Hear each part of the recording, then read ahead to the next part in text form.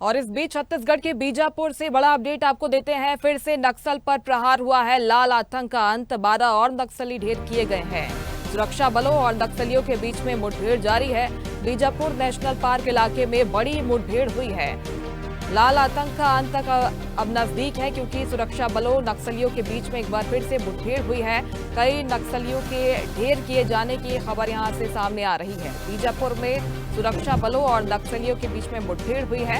नक्सलवाद पर एक बार फिर से ये बड़ा प्रहार, क्योंकि 12 और नक्सली ढेर कर दिए गए हैं। सुरक्षा बलों और नक्सलियों के बीच में मुठभेड़ अभी भी जारी बताई जा रही है। बीजापुर के नेशनल पार्क इलाके में सुरक्षा बलों और नक्सलियों के बीच में मुठभेड़ हुई है, जिसमें 12 नक्सलियों को ढेर कर दिया गया है।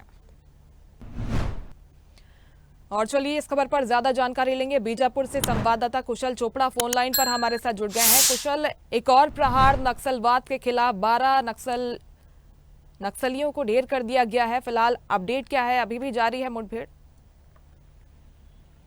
जी मुस्कान, बताना चाहूँ नेशनल पार्क एरिया में हार्डकोर नक्सलियों के होने की सूचना पर जिला बल, डीआरजी, एसटीएफ की एक संयुक्त टीम बनाकर रवाना किया गया था। और आज सुबह तड़के से लगातार नक्सली और पुलिस के बीच मुठभेड़ हो रही थी, जिसे पुलिस ने 12 नक्सलियों को मार गिरा है। वहीं इस मुठभेड़ में 2 जवान शहीद हो गए, दो जवान घायल हैं।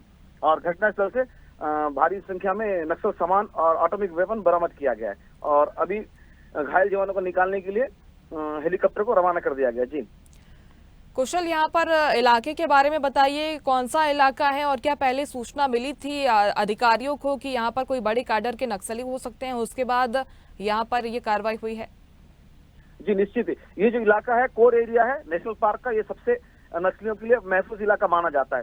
और इसी इलाके में बड़े कैडर के नक्सली की सूचना पर पुलिस ने एक ऑपरेशन लॉन्च किया था, जिसमें 12 नक्सलियों को मार गिरा है। जी बिल्कुल कुशल, क्योंकि निकाय चुनाव भी अब नजदीक है। 11 फरवरी को यहाँ पर वोटिंग होनी है। ऐसे में ये बड़ी कार्रवाई मानी जा सकती है। क्या किसी बड़ी साजिश को अंजाम देने की फिराक में थे नक्सली, जिसे नाकाम अब कर दिया गया है?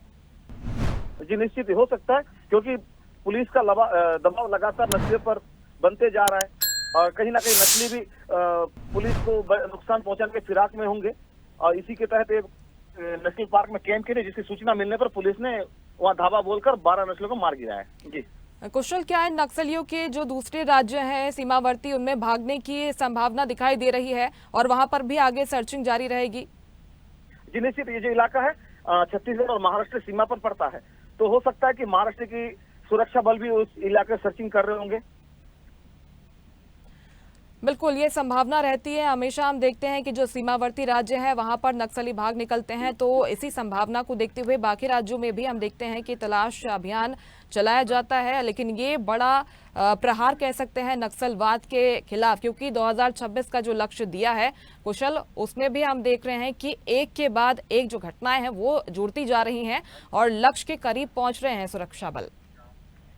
जी, ये जो सारी घटनाएं हो रही है लक्ष्य का ही कमाल है, क्योंकि गृह मंत्री ने 2026 में नक्सलवाद खत्म करने का ऐलान किया है। इसी के तहत ही लगातार सुरक्षा बल के जवान ऑपरेशन कर रहे हैं और उन्हें लगातार सफलता भी मिल रही है।